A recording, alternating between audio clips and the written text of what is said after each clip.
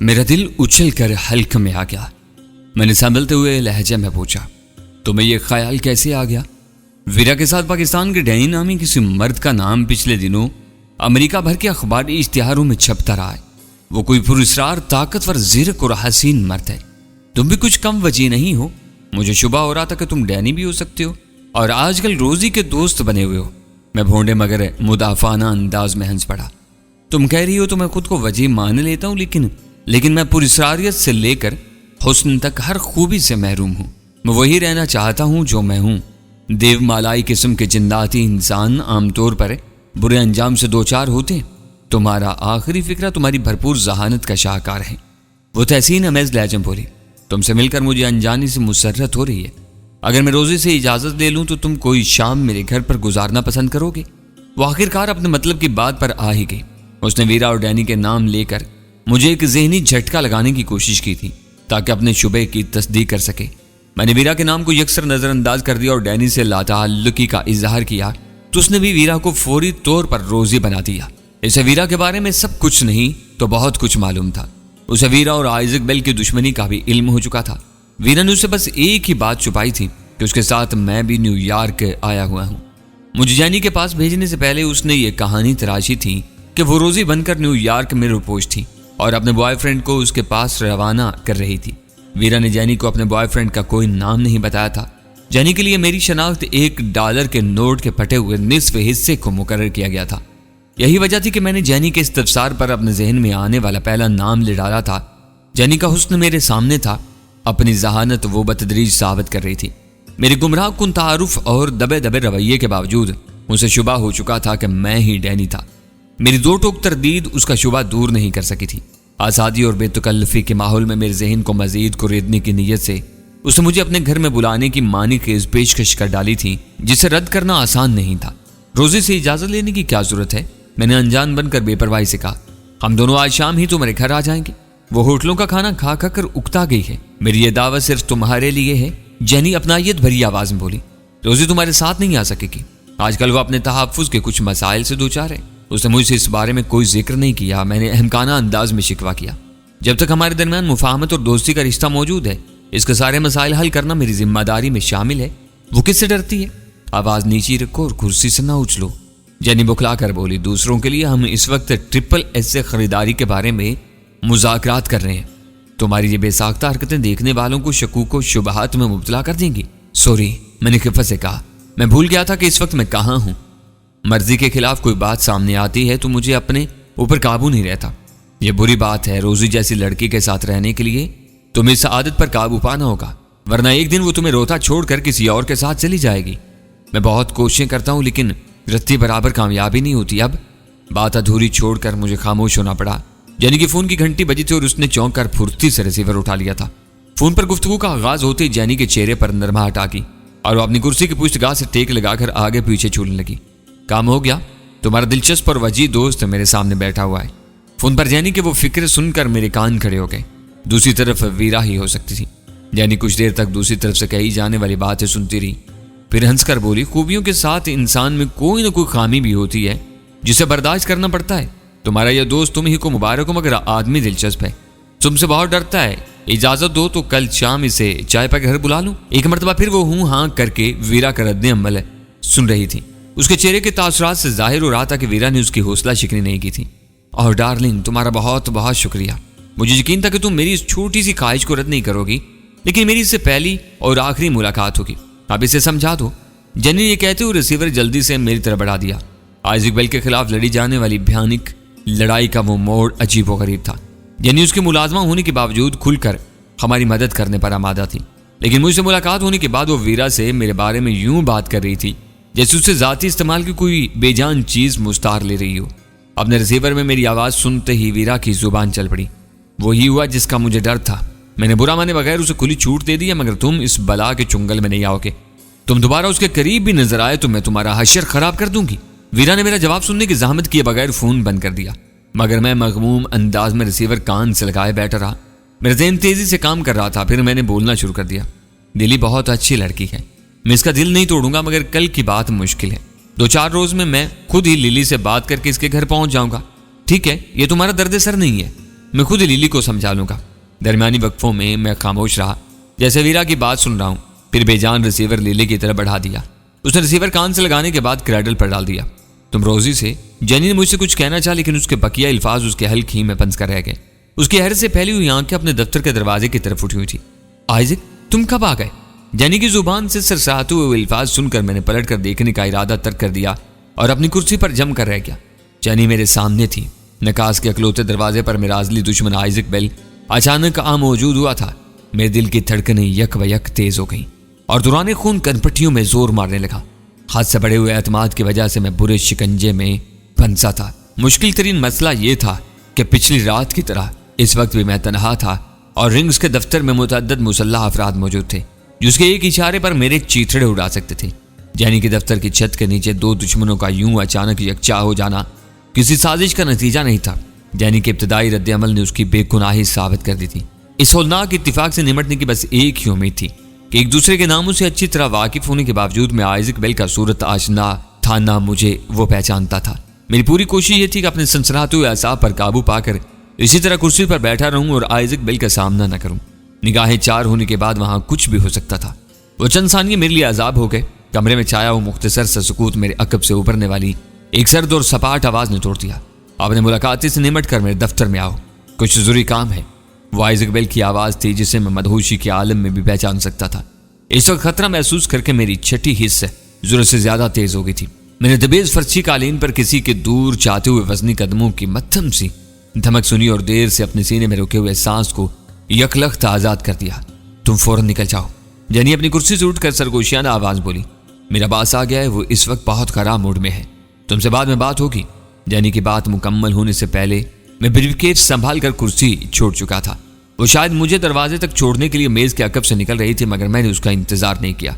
लपक कर जेनी के दफ्तर से बाहर निकल गया। इस वक्त रिंग्स के दफ्तर में मुझे एक एक लम्हा भारी लग रहा था। मेरा बस चलता तो मैं पूरी कुव्वत से लिफ्ट की तरफ दौड़ लगा देता। मेरी इस हरकत के नतीजे में रिंग्स के सारे ही मुलाजिम मेरी तरफ मुतवज्जा हो सकते थे, इसलिए मैं दहशत की लहर पर काबू पाकर कदरे तेज कदमों से चलता रहा। इस वक्त मुझे हाथ में टिका हुआ ब्रीफ केस तक बहुत वजनी महसूस हो रहा था। लिफ्ट में सवार होने के बाद भी मेरी इस इस्तराबी कैफियत में कमी वाक़ई न हो सकी। इस वक्त मेरी हालत इस चूहे जैसी थी जो महफूज मस्कन की तलाश में भटकता हुआ दरिंदों के गोल में जा फंसा हो और इनके नरगे से निकलने के लिए कोशां हो।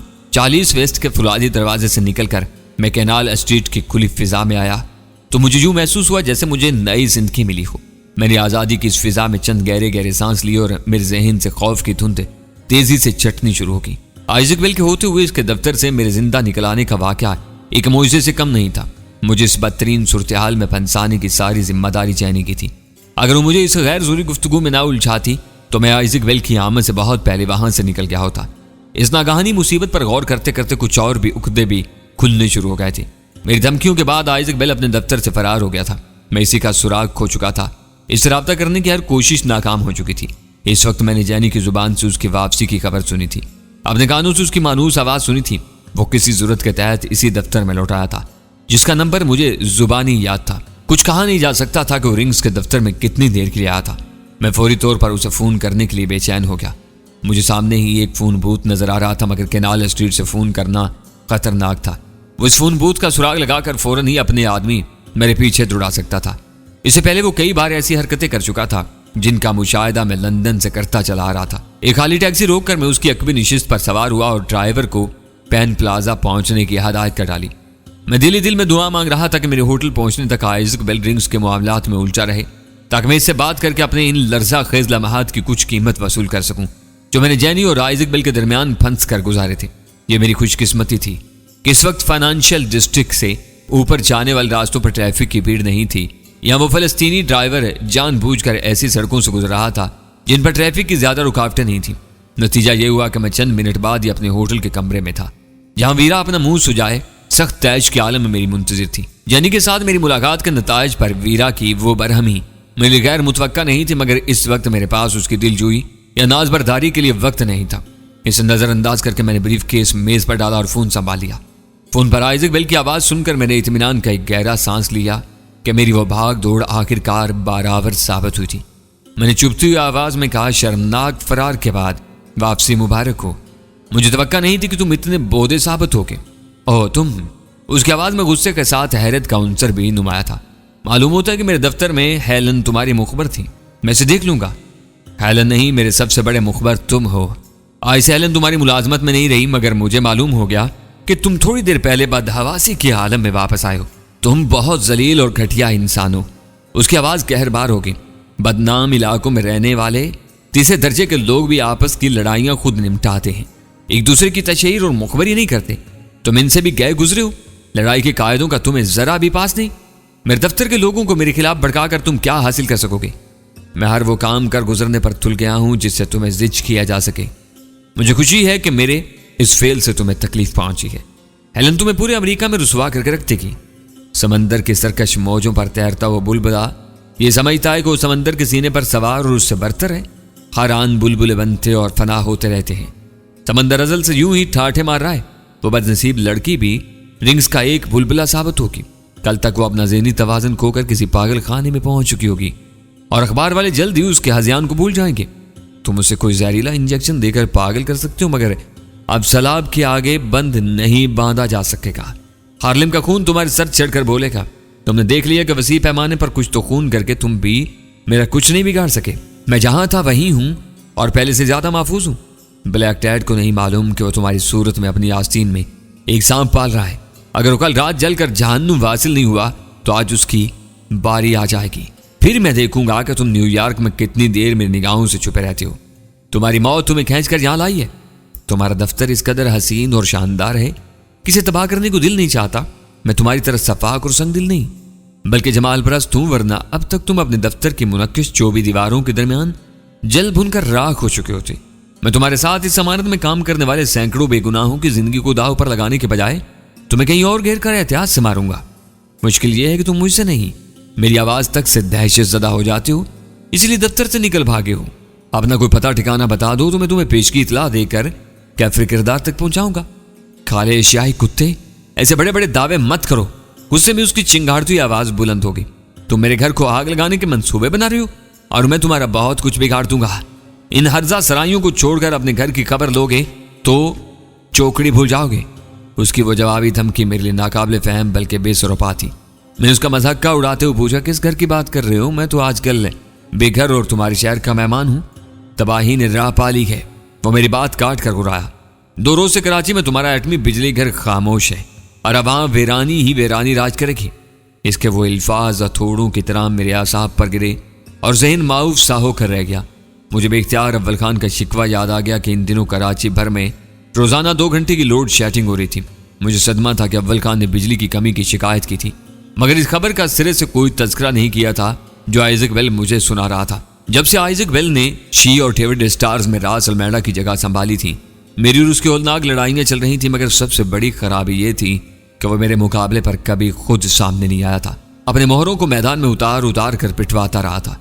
थोड़ी देर पहले जब मैं उसके पुरुष को दफ्तर में लिली बर्नार्ड या जेनी की खुश कलामी से माजूज हो रहा था तो मेरा वो भगोड़ा दुश्मन अचानक ही मेरे अक्कम में आ पहुंचा था।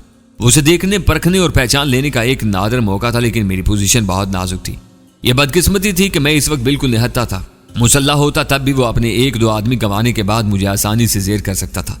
इस बराह रास्त टकराव के सकलोते मौका के सिवा इब्तिदा ही से मेरी उसकी ज़हनी आसाबी लड़ाई चल रही थी, जिसमें बज़ाहिर मेरा पल्ला भारी था। इस वक्त भी आइजक वेल फोन पर बुरी तरह खिसियाया हुआ था। मेरे ताबड़तोड़ नुकीले जुमलों से बौखलाकर उसने कराची के एटमी बिजली घर के बारे में अपनी जुबान खोलकर मेरा दिमाग सुन कर दिया था। आइजक वेल की सुनाई हुई बुरी खबर पर शुबा करने का कोई शफाज नहीं था। अव्वल खान की जुबान से एक दूसरे और सरसरी अंदाज में मैं पिछली रात ही उस खबर की तस्दीक सुन चुका था और इस हकीकत ने मेरा हौसला तोड़ कर रख दिया था। वो बस लम्हों की बात थी। आइजक वेल के अंदाजा लगाने से पहले मैंने खुद को इस सदमे से निकाल लिया। मैं जानता था कि इस वक्त मेरी तवील खामोशी या नाउमीदी मेरे दुश्मन का हौसला बढ़ा देगी। मैंने पूरी कोशिश से खुद को संभालते हुए पुरअज़्म लहजे में कहा, मालूम होता है कि आजकल तुम वाकई डैनी की दहशत में मुब्तला हो और इसके धोखे में कभी मुझे अनकरा की धमकियां देती हो और कभी कराची की। जब मुझसे तुम इस कदर खौफजदा हो तो डैनी के सामने तुम्हारा पेशाब खता हो जाएगा। अभी तक तुमने मेरे खिलाफ जो जहर आलूद बातें की हैं वो ये साबित करने के लिए काफ़ी है कि तुम डैनी हो। ये कलाबाजी खाकर तुम इस हकीकत को नहीं टाल सकते। एक मुख्तसर से अजानी कह के बाद उसकी तेज आवाज रिसीवर में उभरी, हम किसी अदालत में नहीं हैं। पता नहीं तुम किस तरह मेरा डैनी होना साबित करना चाह रहे हो। तुम अच्छी तरह जानते हो कि मैं कौन हूं और क्यों तुम्हें चाहता हूं। मैं तुम्हारी इन मक्कारियों का सबब बहुत अच्छी तरह समझ रहा हूं।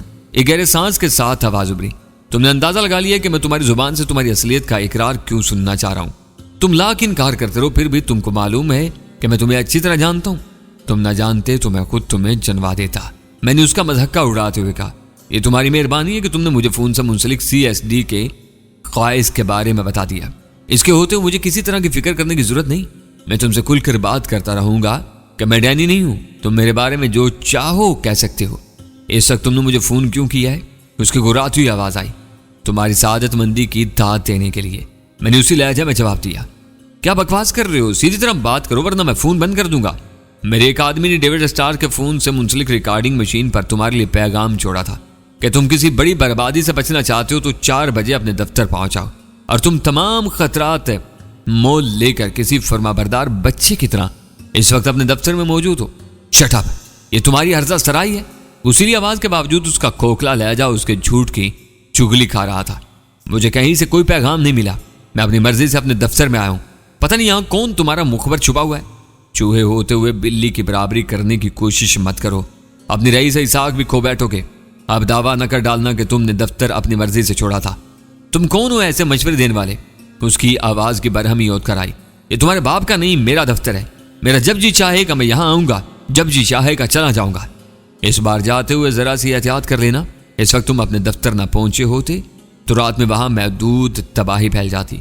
रफ्ता रफ्ता मेरे हाथ तुमसे लंबे होते जा रहे हैं। इस भूल में ना रहना कि अवामी खौफ व हरास की वजह से अखबारात में और टेलीविजन पर तुम दोनों की आमद की तशहीर नहीं हुई तो वफाकी और रियासती एजेंसियां हाथ पर हाथ धरे बैठी हैं। तुम तक पहुंचने का हर रास्ता इख्तियार किया जा रहा है। जल्दी तुम्हारी गर्दन फंदे में होगी। तुम्हारे एक मफरूजे पर सारी एजेंसियां धंधे से लग चुकी हैं तो तुम्हें हार्लिम में खून की होली खेलने की क्या जरूरत थी? सरकारी तौर पर मुश्तबा ठिकानों की तलाशी लेकर ब्लैक डैड या डैनी को बरामद किया जा सकता था। तुम शी में सिखाए हुए बुनियादी असूल तक भूल बैठे हो। कानून का सहारा कमजोर और बरादरी के गद्दार लेते हैं। मेरे हाथों ब्लैक डैड का इबरतनाक अंजाम देख लेने के बाद हर शख्स मेरे नाम की दहशत से त्राया करेगा। साग और धाक इसी तरह जमती है। तुम दीवानों जैसी बेसरोपा बातें कर रहे हो।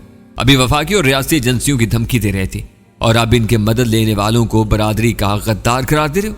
ऐसी ज़हनी हालत में तुम्हारी किसी बात पर एतबार नहीं किया जा सकता। उल्लू के पट्टे नाबकार। मेरी बात समझने की कोशिश करो। अमेरिका में तुम मुझे ही नहीं कानून को भी मतलूब हो। वो ना कर बोला। मैं अपना काम कर रहा हूं, वो अपना काम कर रहे हैं। मेहनत से जी लगाकर काम करते रहो। वक्त मिले तो कामा सुतरा भी पढ़ लेना। इस बारे में तुम्हें इस किताब से खासी मदद मिलेगी। मैंने उसके झल्लाट और हल्की फुल्की गालियों को नजरअंदाज करते हुए खुश दिली से कहा। इससे होने वाली गुफ्तगू को मैं हल्के फुल्के पैराए में जारी रखने की कोशिश कर रहा था ताकि बातों में उससे कराची के एटमी बिजली घर के बारे में कोई अहम बात उगलवा सकूं। अपनी तरफ से दोबारा वो मौजूद छेड़कर मैं उसे यह एहसास नहीं दिलाना चाहता था कि उसकी सुनाई हुई खबर ने मुझे परेशान कर दिया है या मैं उसकी कारकर्दगी से मारूब हो गया हूं। मेरे पास इन खराबात में उलझने के लिए वक्त नहीं है। अगर तुम्हें मशरिक के इसी गलीज इल्मी विरसे से दिलचस्पी है तो फोन बंद कर दो। मेरे मेहमान बनोगे तो इस मौजू पर दिल खोलकर दो बदू बात कर लेना। इस वक्त तुम्हारे ख्यालात सुनकर खुशी होगी। तुम मेहमान बनने का मौका ही नहीं देते। मेरे आने से पहले भाग जाते हो, वरना इस शहर में तुम्हारे सिवा मेरा कौन शनासा है। तुम्हारी ये लाफ गराफ बहुत जल्द खत्म हो जाएगी। उसके जहर में डूबी हुई आवाज उभरी। वक्त का पहिया बहुत जल्द तुम्हारे खिलाफ घूमने लगेगा। हम दोनों बहुत शिद्दत से एक दूसरे से मुलाकात के ख्वाह हैं। इस बार मैंने मुसालियाना अंदाज इख्तियार करते हुए कहा, तो मुझे अपना कोई भी पता बता दो और वादा करो कि हम दोनों के दरमियान कोई तीसरा फर्द नहीं होगा। अपने मामलात हम खुद तय करेंगे। सब कुछ तुम्हारी मर्जी से होगा। बस मैं अपनी आमद के वक्त का इंतखाब अपनी मर्जी से करूंगा। उसने मेरी बात काट दी। दफ्तरी औकात में तुम जब चाहो रिंग से आ सकते हो। तुम बोल रहे हो कि 40 वेस्ट कैनाल एस्टेट मेरी देखी भाली इमारत है। वहां सिक्योरिटी एंड सर्विसेज वाले शनाख्त के बगैर अंदर आने नहीं देते और फिर ग्राउंड फ्लोर से चलने वाली 2 मखसूस लिफ्टें बराह रास्त 11वीं मंजिल पर तुम्हारे दफ्तर ही में रुकती हैं। वहां तुम्हारे मुतअद्दिद मुसल्ला और गैर मुसल्ला आदमी मौजूद होते हैं। मैं अपनी गर्दन इनके हाथों में नहीं दे सकता। तुम जब आना चाहो मुझे फोन कर देना। मुहाफ़िज़ों को मुतल्ला कर दिया जाएगा। तुम्हें कोई नहीं रोकेगा। उसकी आवाज में तजस्सुस से सिमट आया। तुम चाहो तो इमारत की किसी आम लिफ्ट से भी ऊपर 11वीं मंजिल पर आ सकते हो। मेरे दफ्तर का दरवाजा उधर भी खुलता है। ये याद रखना कि मैं अहमक या अकल से आरी नहीं हूं मेरी जान। मैंने उसे तंबीह की। अपने तहफ़्फ़ुज़ का पूरा यकीन किए बगैर इस इमारत के करीब भी नहीं भटकूंगा। तुम्हारी राह में कोई रुकावट पेश नहीं आएगी। जिस तरह चाहो अपना इत्मीनान कर लेना। हमने एक दूसरे के खिलाफ बहुत वक्त बर्बाद कर लिया है। अब ज़हनी तनाव और आसाब ज़दगी की इस कैफियत को ख़त्म होना चाहिए। हम एक दूसरे के आमने सामने बैठकर बात बहुत अच्छे तरीके से तय कर सकते हैं। इस बात की क्या जमानत है कि रिंग से मैं जिंदा लौट सकूंगा? मेरी दी हुई हर जमानत तुम्हें मुश्तबा महसूस होगी। ये तुम्हारी पेशकश है, इसलिए तुम्हें खुद ही अपना इत्मीनान करना होगा। मेरी ख्वाहिश होगी कि तुम्हारी हर माकूल शर्त मान ली जाए। मैंने लम्हा भर के लिए सोचा, फिर कहा ठीक है, कल मैं किसी वक्त आऊंगा। मैं तुम्हारे इंतजार में सारा दिन बंधा नहीं बैठा रह सकता। वक्त का थोड़ा बहुत आयुन हो जाना चाहिए। उसकी आवाज में एतमाद की मजबूती झलक रही थी। 12 से 2 बजे के दरमियान मैंने बिला तवक्कुफ है यूं जवाब दिया जैसे मैं वो सब पहले से तय किए बैठा था और बात घुमा फिरा कर उसी मोड़ पर लाना चाह रहा था। मैं पूरे एहतमाम से तुम्हारा इंतजार करूंगा। शिकार को चूहेदान में फांस लेने की उम्मीद बनते ही वो खुश हो गया। अब शायद हमारे सारे कजिए जल्द खत्म हो जाएंगे। कराची के बारे में तुम क्या कह रहे थे? मैं नरमी और रसानियत से पूछा। इन तलखियों को भूल जाओ, उसने ऐसे लहजे में कहा जैसे अगले दिन मुझसे किसी मसालियत की उम्मीद किए बैठा हो। वो माजी की होलनाक बातें हैं। आइंदा जो होगा वो मेरी और तुम्हारी मुलाकात की रोशनी में होगा। शायद हम दुश्मनी की रात तर्क कर दें, या शायद हम दोनों में से कोई एक दूसरे को खत्म कर दे। मैंने उसकी बात उचक कर लुकमा दिया। कल कुछ भी हो सकता है, इसका इन्हिसार तुम्हारे रवैये पर होगा।